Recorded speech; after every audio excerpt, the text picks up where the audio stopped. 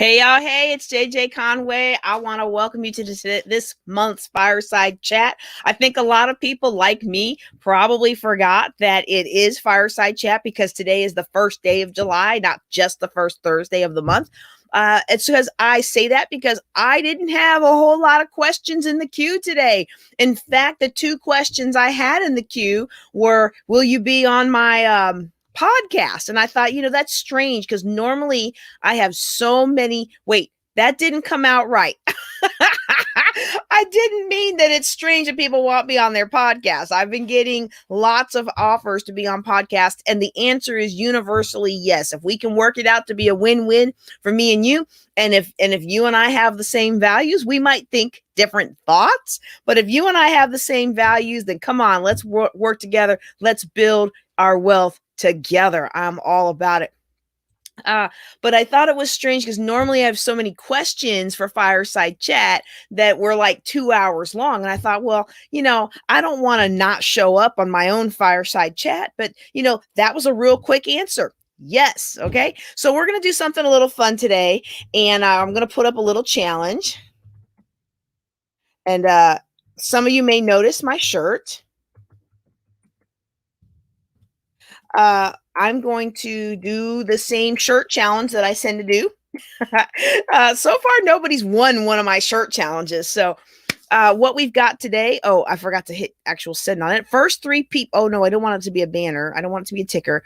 I want it to be just a pop up there for now. All right. First, now you can't see it. That must have been why I made it a ticker. Okay, there we go.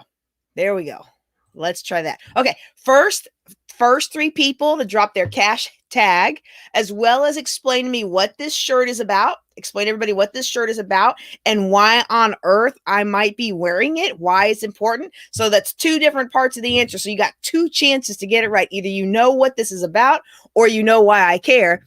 Go ahead and drop that in the comments and make sure you include your cash tag.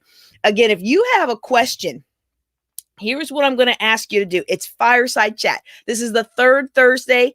This is the first Thursday. This is the first Thursday of every month. This is when we do our Q&A.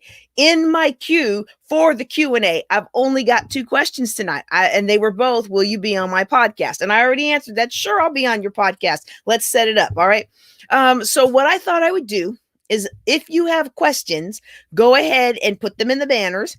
I am going to go check just really quick and make sure no questions slid in after I said that, make sure no questions slid in after I said that I didn't have any questions.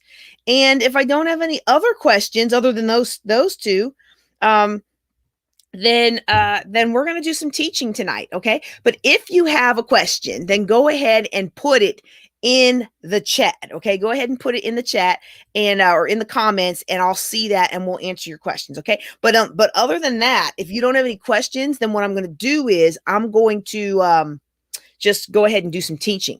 And what I thought I might do when I was prepping for tonight, and I thought I didn't have, any, actual, people in the queue, I thought, okay, well, what would I want to talk about? And a story came back into my mind. A story that my mom told me about public assistance a long time ago. And I'm going to tell you that story, but there's going to be like 30 minutes of teaching before I tell you that story. Okay. Because that story reminded me that we can have an individual success. Okay. We can have an individual success, but if we do not work to, change our mindset, we pass our mindset on to our children, and then our children end up still having the same result that we worked so hard to get out of.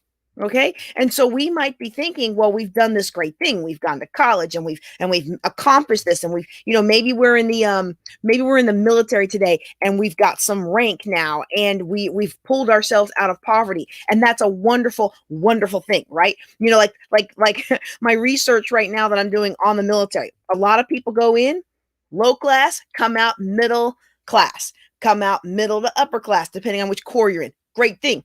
But if we do not address the underlying mindset that has been passed on from generation to generation, then we may pull ourselves out, but we haven't solved the source of the problem. And the source of the problem is your mentality. And that generational mentality becomes embedded in our mind. Hey, so glad you're on today. Talking about stellar careers in the military right there. All right. We have this issue that we think that our mind is simply the thoughts we think about. But the mind is more than just your brain. The mind of the body, I really believe it's every cell of the body. Now, I'm not a biologist. We have some medical folks on watching today from overseas, so maybe they can shed some light on it, okay? I'm not medical. I'm just a person. And I remember when I had that crazy car accident, the second one in 8 months, and it just messed with me so bad. Anxiety, panic attacks, all these things. I would be sitting at the light and the person behind me would come up and I would look in my mirror and, oh my goodness, don't let them do this. Like, have y'all ever watched somebody behind you the whole time they're like this driving and they stop behind you and you're like, please don't hit me, please don't hit me, please don't hit me. My entire body would feel like I was getting hit. It was a feeling and a thought and all that, and we associate that with the mind, but it was my entire body. And so I really feel like all of these things match up. And just like, you know what, I should have grabbed it. When I was at the Air Force Academy, I was president of the physics club. We made holograms my senior year. We made holograms and we burned them into once you burn that image into the glass, it's there, okay? Once you burn that image into the glass for a hologram, it's there. And if you break that glass into a couple pieces, that hologram is now on each of those individual pieces. See, we see it as one image. We might experience something as one memory, but it's actually been embedded into each area of the crystalline structure of that hologram. And so the same way that our life experiences are now embedded in all of our cells. And that's why when you want to go do something, you can't do it because you got to deal with the root source of the problem. And for a lot of us, we have not dealt with the root source of poverty. And that is our mental construct, our mindset, our belief systems. And one of the primary belief systems that is keeping people bound today is that we like to stay in our soft, snuggly comfort zone. So today, I want to talk to you about the comfort zone. Just how comfortable is the comfort zone? It's like a nice, soft, snuggly, woo you to sleep and keep you from actually changing what needs to change. And like I said, this doesn't mean, what I'm talking about today does not mean you're not successful. You could be super, super successful. This is going to feed into the story I'm going to tell you in about half an hour here about my mom, because I want to get through the theory so you understand why this story is so important to people. Because a lot of people are like, well, I don't really care about that because I went to college and I got me a good job and blah, blah, blah, blah. No. We still have to deal with it.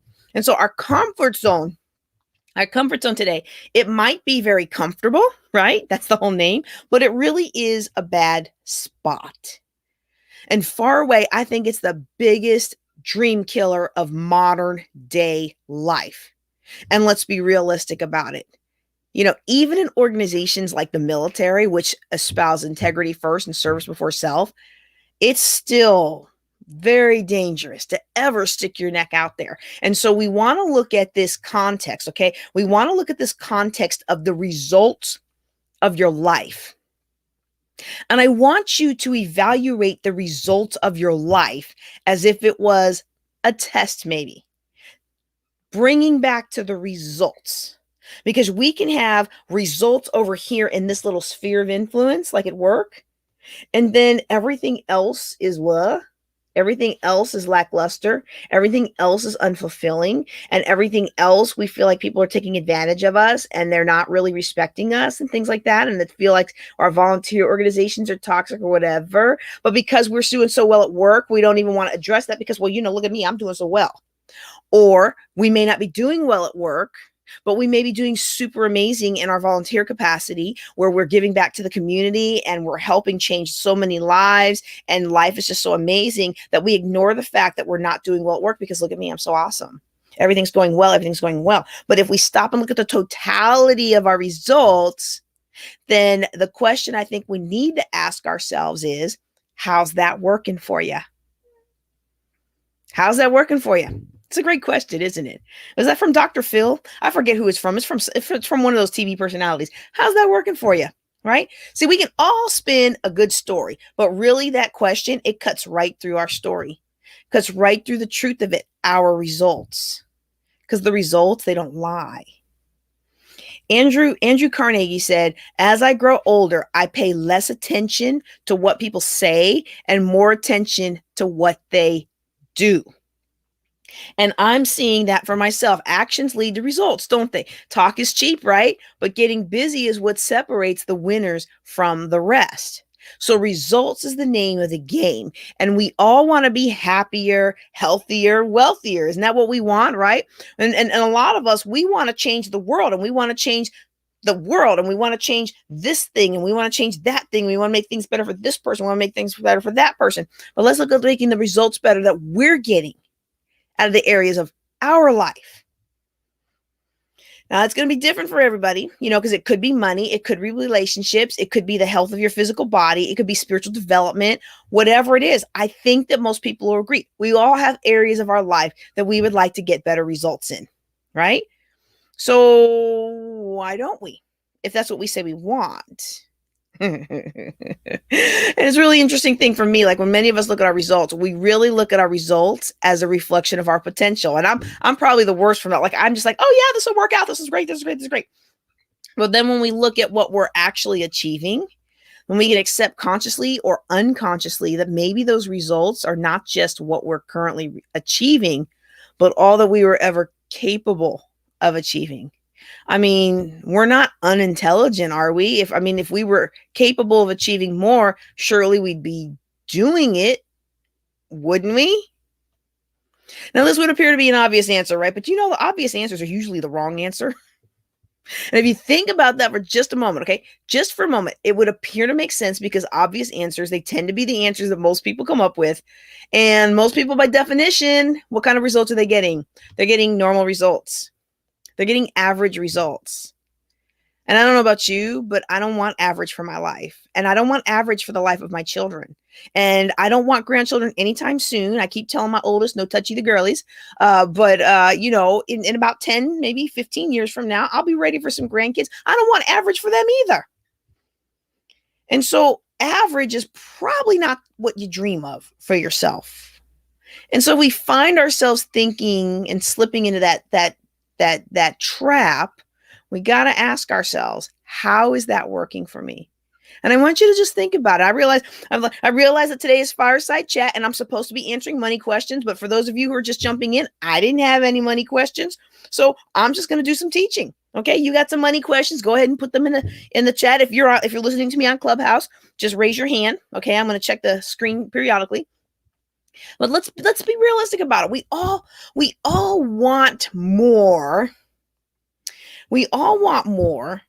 We want more peace. We want more happiness. We want more money. We want more whatever it is we want more of. Somebody told me the other day, well, everybody's chasing a business. Everybody's trying to build an empire. And I'm like, well, you know what? Actually, I know a lot of multimillionaires who built their business with just them and one assistant. I would actually be really good with that.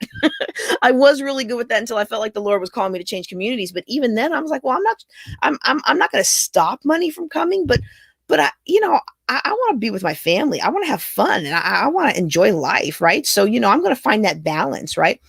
And so I want to ask you something. How many people do you know are living their dream? I think the odds are pretty good. We want something more than the average person on the street is getting, don't we?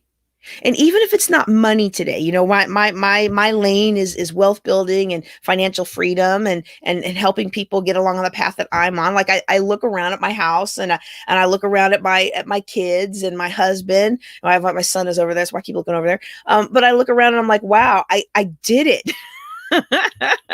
I did it. I did it what I set out to do when I first got into the military.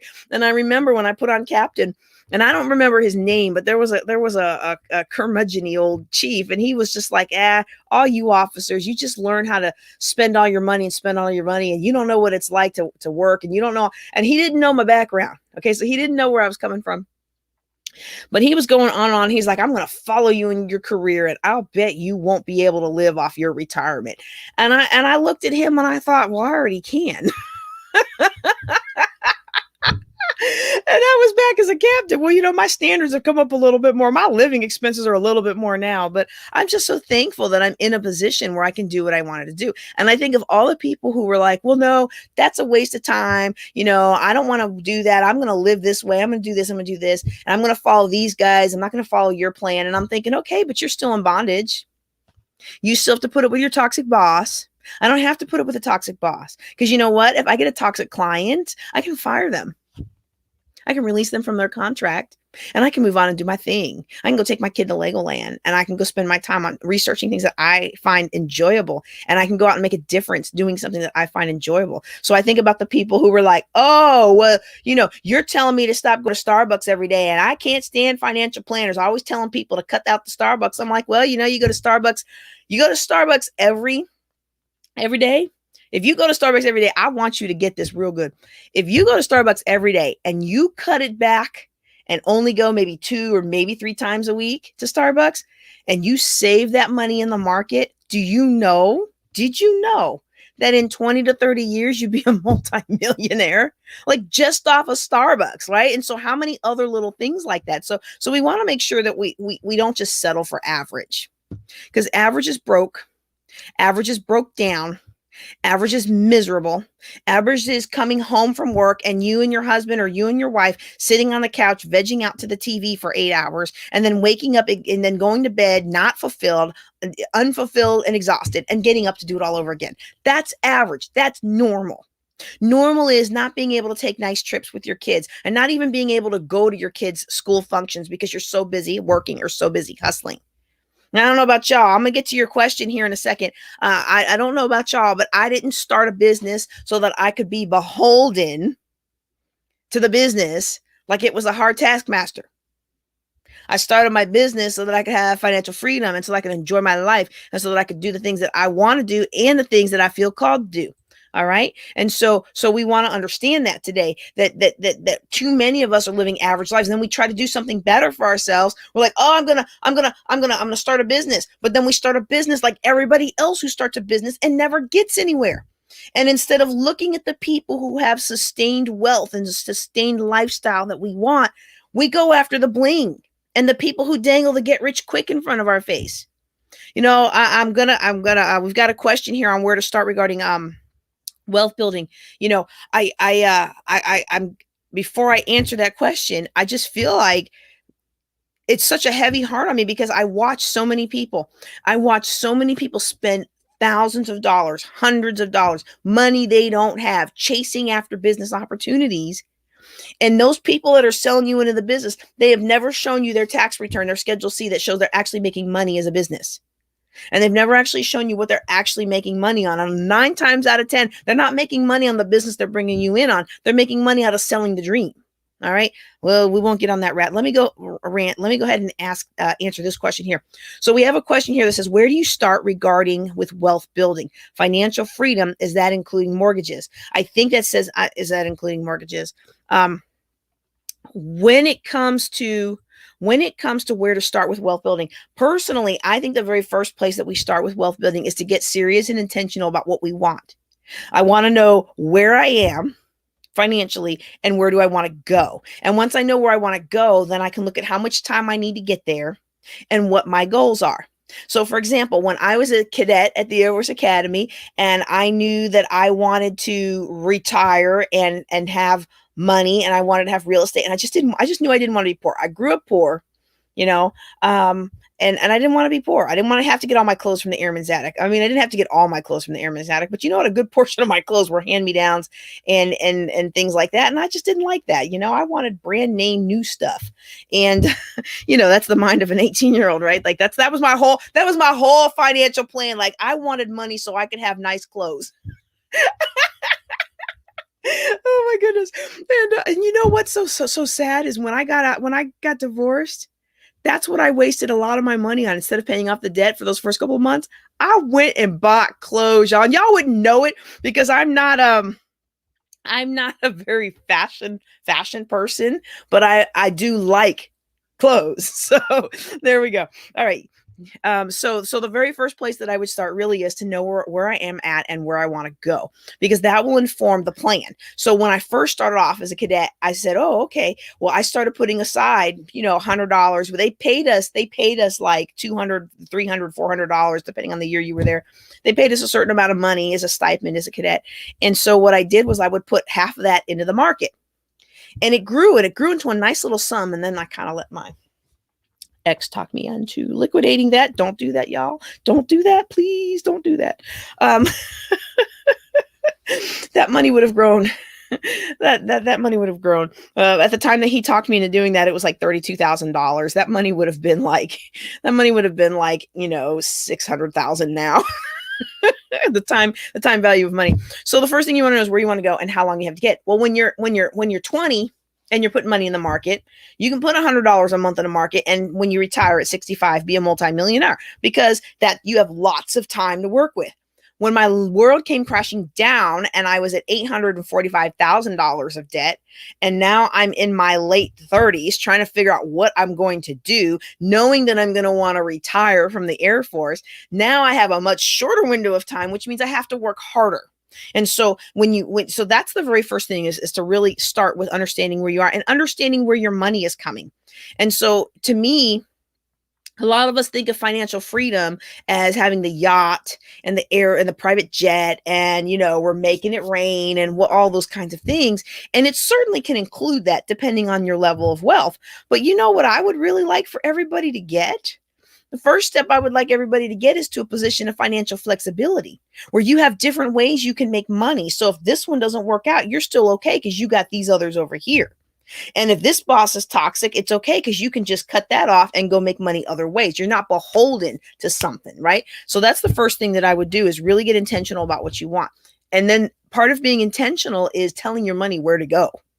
See, too many of us are always at the end of the month wondering what happened to all of our money. But if we tell it where to go, I like this. I think Dave Ramsey says this a lot. I think he got it from Larry Burkett, but I'm not sure. If you tell your money where to go, you won't always wonder where it went.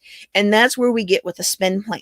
Okay. And so I'm a firm believer that we make more money with our money by paying down debt than investing once we have debt, because you've got usually a higher interest rate with your debt, other than your home mortgage of the home you live in, right?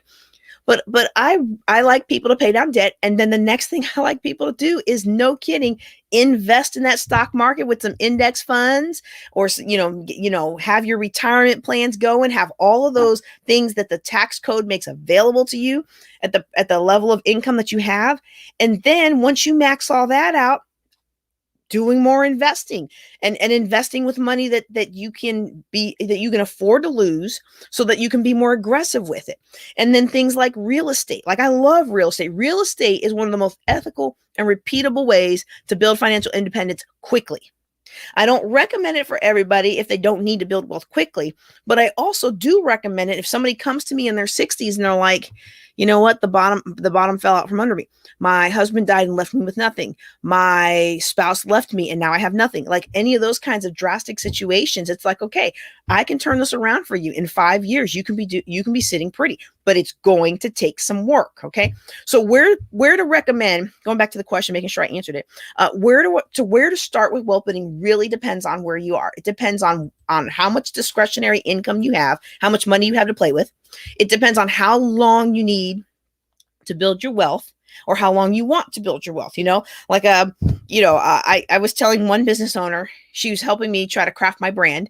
And I said, well, I can take anybody from whatever situation they're in. I got out of my situation in 11 years. Okay.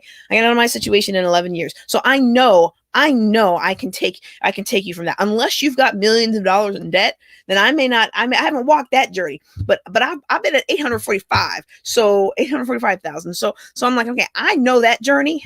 And I can guarantee anybody, you come to me and we work out a plan, you can be financially independent in 7 years. I know that we can do that.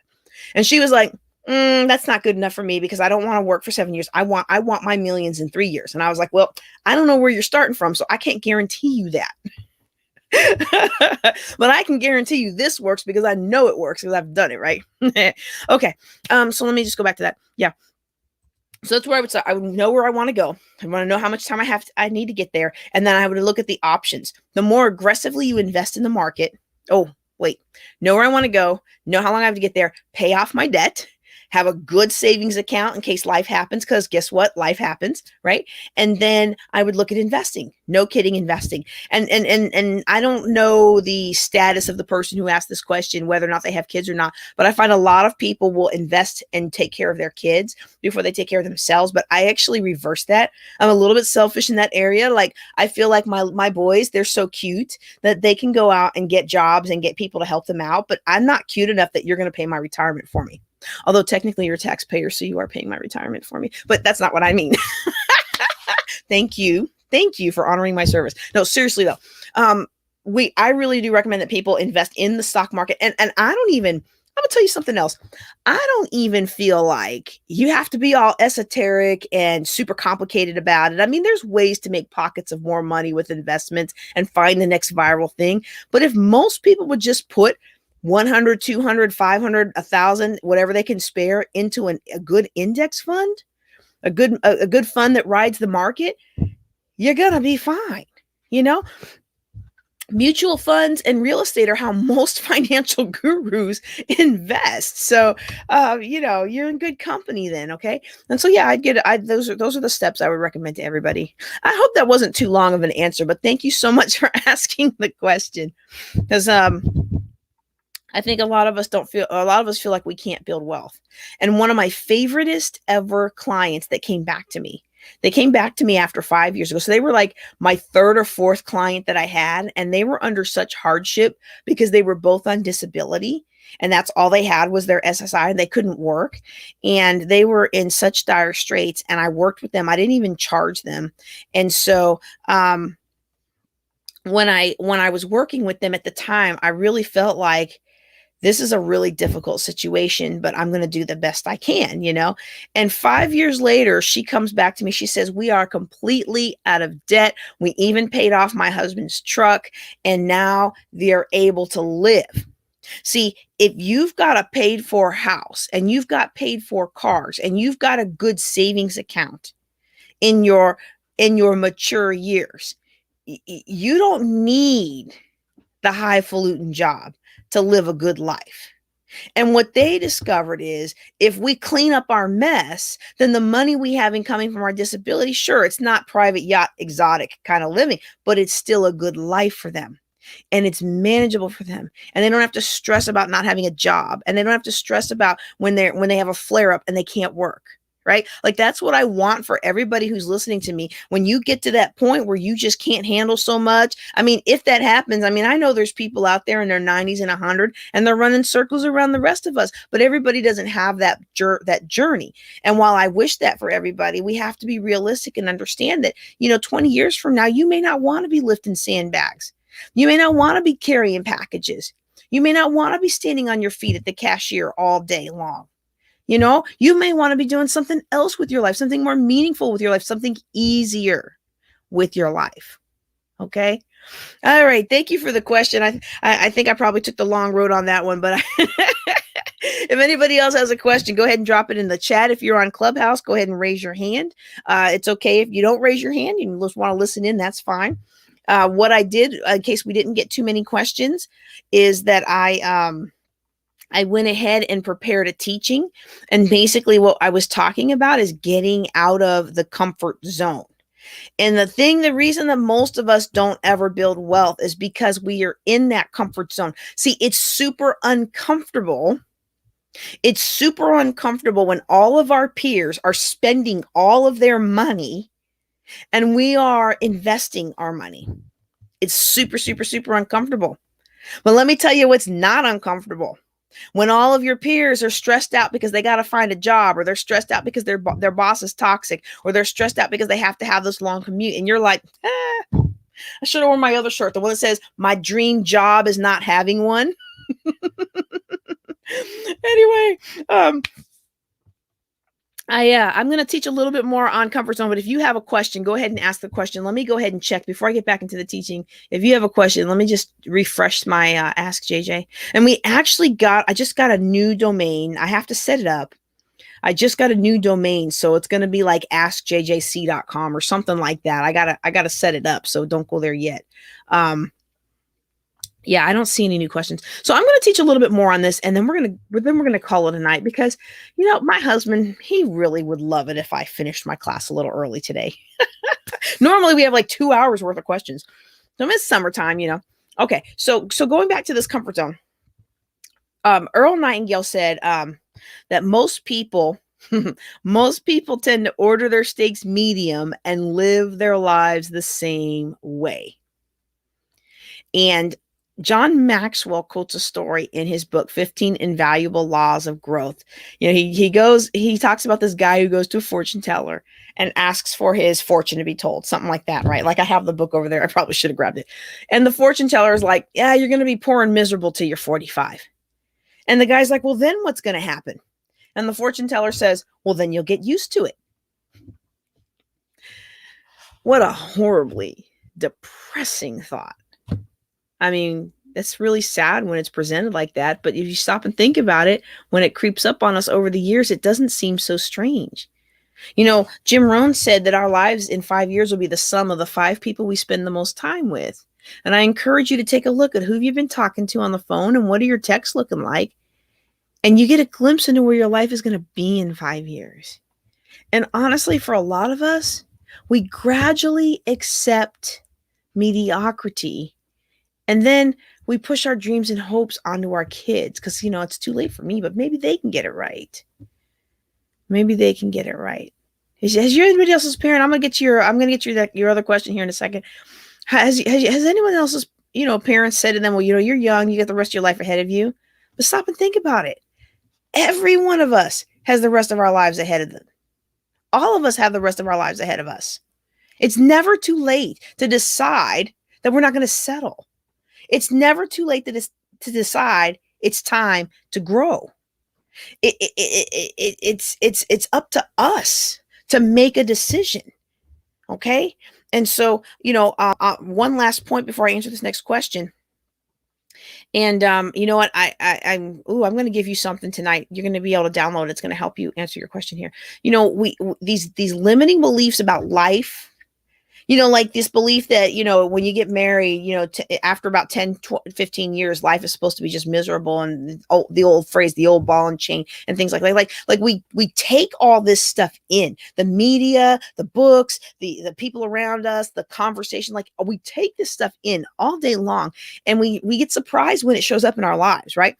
But I remember the other day we were talking about how with poisons in the food. Does anybody remember this? The researchers were saying that tiny amounts of poisons are more dangerous than large amounts because the body picks up the large amounts and processes and filters them out. But the smaller amounts kind of sneak under the radar and they go unnoticed and they build up over time, causing big problems. Okay. So we talked about this a little bit before. And this is the same thing we do in our lives. We ignore, the little teeny tiny things, they fly under the radar, but they stack and they grow into problems. All right. So let's see what this next question we have him coming here. Any recommendations on what to use or where to start for budgeting? I don't have one. Whoop, whoop. This is a great question. Why am I cheering that somebody doesn't have a budget? Because I get to give them my budget. All right. I'm going to go in here into the banner. I'm going to type this in, create a banner. You're going to want to go to jjclink.com/gift. And when you go to jjclink.com/gift, all right, when you go to jjclink.com/gift, it's going to give you free access to my 28 days to financial freedom bootcamp. Now, let's be real. Ain't nobody getting out of financial debt and becoming financially free in 28 days unless somebody dies and leaves you like $20 million. Okay, let's be real about that. But the foundation that is in this class will carry you for the rest of your life, and it will help your generations be financially free. So it's a fantastic starter class. And in that class are two types of budgets. Okay, so I love this question because I remember being tripped up on this myself. Okay, so when it comes to starting with a budget, there's two places that I would start, and actually three, because the very first step is to go to this link down here, and get the access to it. Now, you won't get the lesson on budgeting because it's a daily drip, it's a daily video, and the lesson on budgeting is like 6 or 7 or something like that, right? But when you go into this link here, you're gonna get the workbook, and in the workbook is a sample budget. So the first one is what we call an allocated spend plan. And that's for all the money we know is coming in. So if I know I'm making $10,000 this month, on paper, before I get the $10,000 in hand, I am assigning every dollar a name. This dollar is going to this dollar is going to that. These dollars are going to my new shoes. These dollars are going to the car, to saving up for my next car. These dollars are going to take my kid to Legoland, right? I'm giving every dollar a name and a home before I get the money in hand. And what this does is this transitions our thinking from being reactive to being strategic. And so when we're strategic with our money, guess what? We don't spend as much. When we're strategic about our money and we think about the future we have in goal, we free up funds to go do the fun.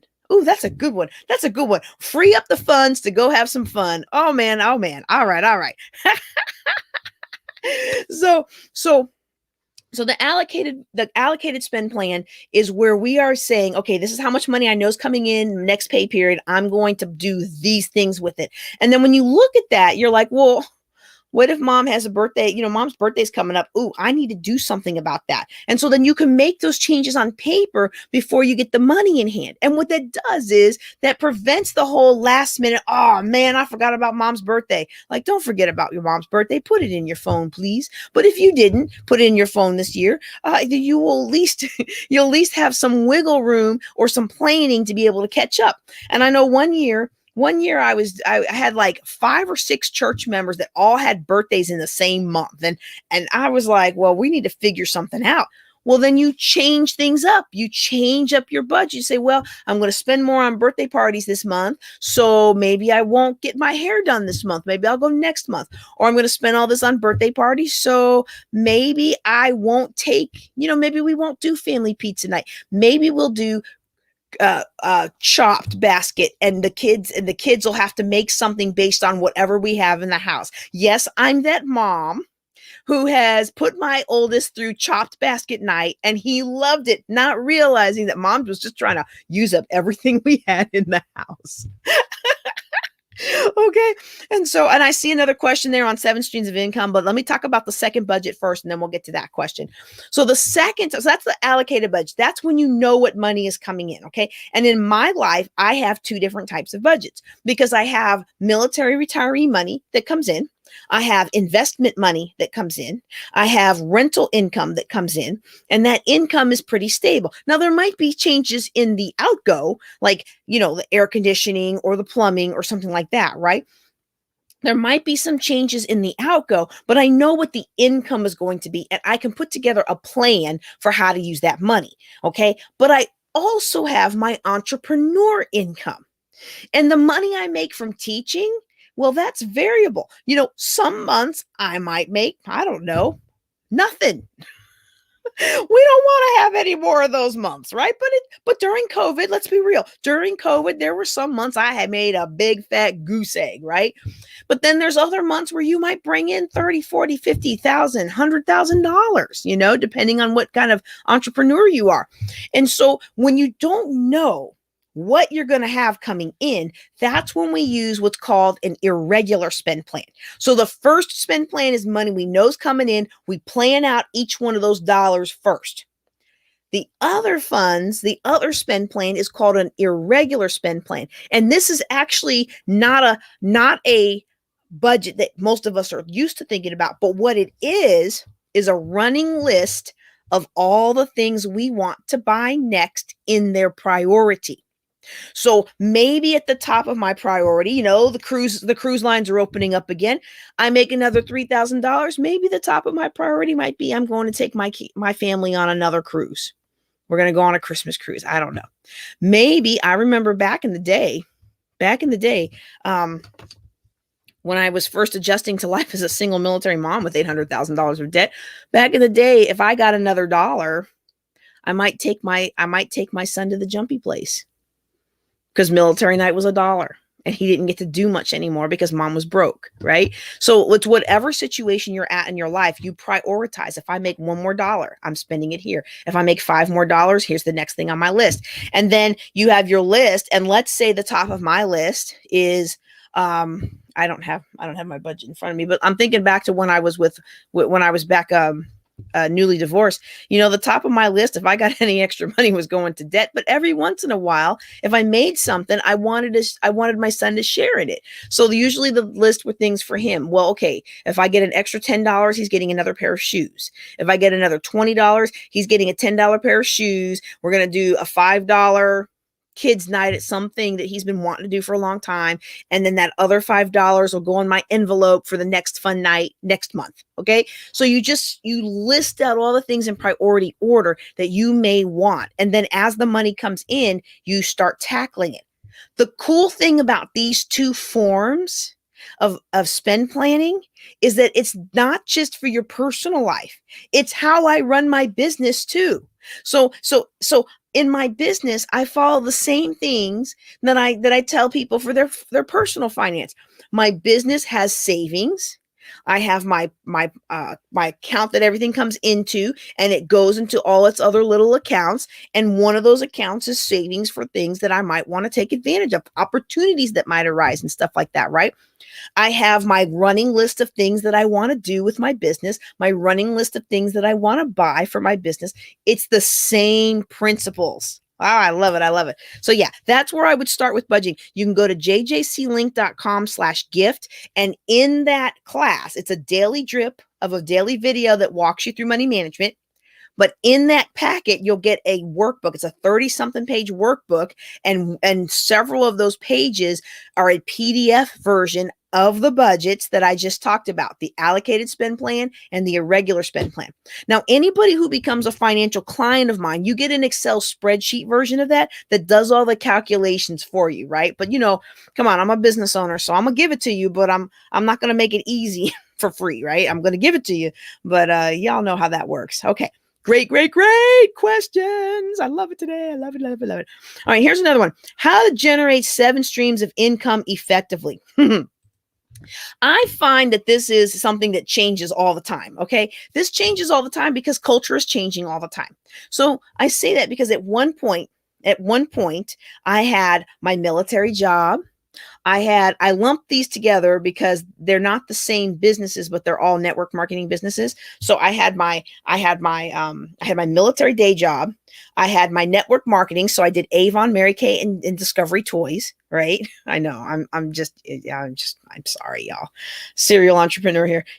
I had my online boutique that when we were stationed in Maryland was actually in my basement. Like you could literally come to my house and shop. I had the racks and everything. It was so cool. Right? I had my online boutique, my books, and my speaking. Okay. And then there were always these smatterings of other things like modeling. I did that for a little while. And then I realized that was not consistent with who I was. Right. And then for me, real estate and picking, those were the things that I did, that I personally did. But for you, it doesn't tell me who this is. So if you guys are writing your questions in and you haven't given StreamYard permission to see your Facebook profile, then when your question comes up, all I see is this stock photo. This stock graphic. I don't actually see who you are. It just says Facebook user. So I don't know who you are and I don't know your talents. But one of the things that I would do to start generating different streams of income is I would look at what your talents are. So do you have a talent for photography? Do you have a talent for cooking? Are you like my teenager and you have a talent for arguing? Where do your talents lie? And I would follow the talent to find the money. Oh, that's another one. Somebody needs to put that in the chat. follow your talent to find the money. All right. It's because some people are good at some things. Now, do you have to have all the talent to make all the streams? Well, there's ways around it. So let's take an example. Can somebody drop an example in the chat for me? Let's just, until I see an example in the chat, I'm going to walk through something fictitious. Because like for me, I've always been a writer. I've always been a creative person. So for me, being an author, writing books and all that stuff, that as a stream of income, that's natural to me. Okay. But let's play with something else. So let's say someone is into hair. Okay. Let's say somebody's into hair. I'm into hair. I'm a hairstylist. I like to be creative with hair. And so if I'm trying to set up other streams of income other than just doing hair, I shouldn't say just doing hair, because anybody who can get this hair looking good is worth their weight in gold. By the way, I need a new stylist. I've moved to Stephenville and I still haven't found anybody to do my hair. So please help a sister out. All right. Let's say I want to do hair. Well, there's different ways to have multiple streams of income related to hair. You can teach others how to do hair. You can do videos on you can do a YouTube stream on how to do hair. You can blog about how to do hair. You can interview people and write about it, talk about it, speak about it. You can do all that. You can put together seminars of people who want to learn and improve in their hair care things. So like all the big things, all the big companies like Paul Mitchell and Redken, they have their conventions and all that stuff. But a lot of the little mom and pop stylists don't have any continuing education. So that's a gap you might could fill. Right. And so these are different ways you can do it. And then you say, well, I can't write a book on how to do hair because I'm not a writer. Well, guess what? I can put you in contact with people that you can tell them your story and they will write your book for you. Or you can write your chapter and be part of somebody's anthology. Okay. So let's see what's in the, let's see what's here in the, oh, hey there. Okay. So that's who asked that question. All right. Well, I'm so glad that you're on today. Yes. I believe you have the talent, my brother. I believe you have the talent to be an author. And I'm giving you these examples just because I want to show you the possibilities. Okay. So like my oldest, he seems to be very argumentative, but he's very astute in his people read. So I was like, maybe you should go into law. But if you did, I hope you saw what I showed you, because here's what we don't want to do when it comes to building multiple streams of income. Here's what we don't want to do. We don't want to do what I did in the beginning.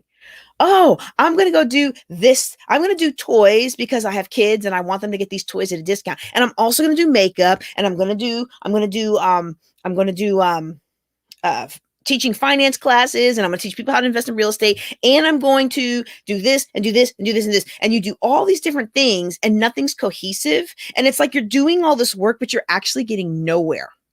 Whereas right now, there are things I could fall back on, right? Like I'm always getting invited to network marketing opportunities, and I don't mind listening, because if it's a product I like and I'll use in my home, then I'll give it a try just to get the discount. But I already know I make way more money teaching people how to make money than I ever did with any of those things, right? I do make, it's just more natural for me to make more money. And so I'm about making the easier money, right? But now if you say, well, I want to write a book, or I want to work with kids, or I want to do all these things, then I'm going to do them in the lane that pushes me forward in my financial and empowerment and entrepreneur empowerment business, right? So we want to do that. Oh, look at that. He's got it. Movement isn't the same as progress, y'all. It's not the same. Movement is not the same. Okay. So because what we do is we do all these things and we never get anywhere. We get exhausted. That's all we get. Okay. So now let me see if we have another thing in here. So if you're wanting to be an aspiring author, so let's take author. I want to be an author. I want to write books. How can I set up 7 streams of income with my books? Okay. So 7 streams of income with my books. I can write the book. That's the first stream of income. All right. Next thing I can do with that book, I can take the chapters and make them ebooks and make them downloadables that people can sign up for my mailing list. So now I've got a mailing list. So now what can you do with a mailing list? A mailing list isn't necessarily money, but a mailing list can translate to money with a variety of different things. For example, affiliate marketing. I got a whole class on Amazon affiliate marketing and how with many of these retailers, including Amazon, you get a special link, you pop it on your page, somebody else goes to Amazon from that link, and you get a percentage of whatever they buy. Woo, woo, woo. Talk about money for nothing. How many of us post links anyway? Hey, have y'all seen this? Almost every time I post a list that says, have y'all seen this? It's an affiliate link, and Amazon gives me a cut. And sometimes I'll post a book and somebody will buy something like an elliptical trainer, and I'll be like, well, I don't know why they did that, but I'll take that $50. It doesn't cost you anything, right? It's just Amazon's way of compensating me for helping them build their business, right? And so there's a lot of affiliate programs out there. So if I want to write a book, I'm going to write a book. I can create those chapters into ebooks. I can take those chapters and make them into, make them all or one of them into webinars. I can take the book that I wrote. I can film me talking about or reading the book that I wrote. I can take that and extract out, make ebooks. I can make press releases. I can start a YouTube channel and a blog. I can do all of these different things. And each one of these has an income stream that allows you to make money through marketing. So if I take my chapter and I use it as a landing page, and now you have to register on my page to get that free chapter that's going into my mailing list. And then if I have something of related to the book, I put it out, I get an Amazon link, I send it out to the list. It didn't cost me a thing. That's the cool part about it. Didn't cost me a thing. And now I've got a stream of income. So those are different streams of income that you can have. All right, let's see if we have any other. Okay, so I've got language Vietnamese in here. And I'm thinking about the different ways that you can make some money. So let's brainstorm this. Let's brainstorm 7. So I hope that's what you meant, was to put this in here as a way, how do I monetize this? Okay. So there's different ways to monetize, especially with entrepreneurs who are looking for translation services. There are ways to teach. A lot of people are teaching in other countries, virtually, not physically in other countries. There are ways to teach English. There are ways to translate. So that would be another stream of income. I'm trying to think of, and you've got a medical background. So I imagine that being a consultant to Vietnamese immigrants here in the United States who have difficulty navigating the medical system here, right? Like that's another one. So that's 3. You could write something about being a Vietnamese American. That's 4. You could speak on being Vietnamese or speak in Vietnamese about how to succeed in America. That's 5. Let's see. Can we come up with 2 more for her? Who can help me come up with 2 more for her? I'm an ideas person, but my ideas are drying up because I'm really not familiar with the culture. Honestly, I'm really not familiar with the culture, but there's so many different things that I can imagine, like teaching people how to succeed who are Vietnamese here. And then helping people who are still in Vietnam. Like I can see that, but I can't gel it. So I hope 5 out of 7 ain't too bad tonight. All right. Well, this is fun. This is so much fun. Okay. All right. All right. So you know what I think I'm going to do is I think I'm going to wrap it up. We're almost at an hour. Let me go ahead and tell you the story that I was going to talk about with my mom. Okay. Because the comfort zone is something that really siphons a lot of our creativity, and it siphons a lot of our motivation to do anything. See, when we are stuck in our comfort zone, we don't move forward, and we may move forward in increments, right? But we don't move the needle forward on our generations, okay? Excuse me. Because we solved a problem, but we didn't actually solve the problem, okay? And so that's why I want us to understand. You know, if you've ever driven a car, I know I have all ages on here today. So, but those of you who drive, you're going to be able to relate to this idea that, you know, you can be driving along, and I've seen people drive with their knees while they're on the phone or eating their food or something, and they're thinking about what they're going to say, or they're talking or having a conversation or whatever. But they're not even paying attention to the car. They're not driving the car. Well, I mean, they are driving the car, but they're driving on habit. It's not a conscious habit. It's a subconscious habit. And those subconscious habits can be very, very useful because they can help us do a lot more of life without having so much mental clutter, right? Like I don't have to physically think every time I go into the car about where I'm going. I brake, I want to brake, and my leg instinctively knows which thing to push, right? And so those are great when the habits are like that, but habits have no intelligence. They got an IQ of 0. They are programming, and they do what they're programmed to do. And they are learned behaviors or routines. And the problem for a lot of us is we had a lot of learned behaviors or routines that were programmed into us before we were of the age of reason and could even reject some of those things. And so this is why you get all this programming, and you may go forward and now you've made a good life for yourself, but you've never dealt with the unconscious programming. And guess what your kids are getting? Your kids are getting that unconscious programming. So years ago,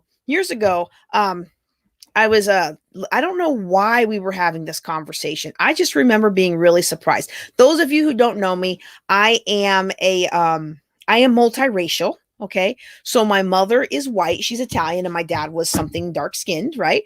And so I was really, really surprised when my mom told me about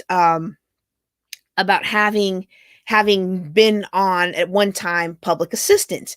And she's probably, she's probably going to tell you now, like if she watches this, which I don't think she really watches my videos this far in, but if she does, if somebody sends it to her, I think she's probably gonna be like, I never said that. But for some reason, my memory is as a young adult, as a college student, I remember her telling me this story of how she needed to be on assistance for a little bit, and how she went to go apply.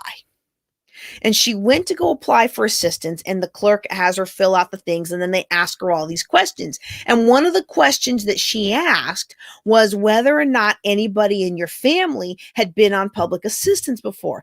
And I know this is stereotypical and this is so strange, but my mom's, this is not strange, but it's strange for me as a person of color who's sick and tired of people automatically assuming about me based on my color. It's a strange thing to come out of my mouth. But I was shocked to even think that my mom might even have had to apply for assistance, because she came from a good family and they were, middle class, upper middle class, not upper class, but they did well for themselves. So I was really, really surprised that she had to do this. And I was even more surprised when she said, and the lady did some looking up, and she must not have been typing, because I don't think typing was that big of a thing, but she looked up or she did something, and she came back to my mom and said, well, your parents were on assistance.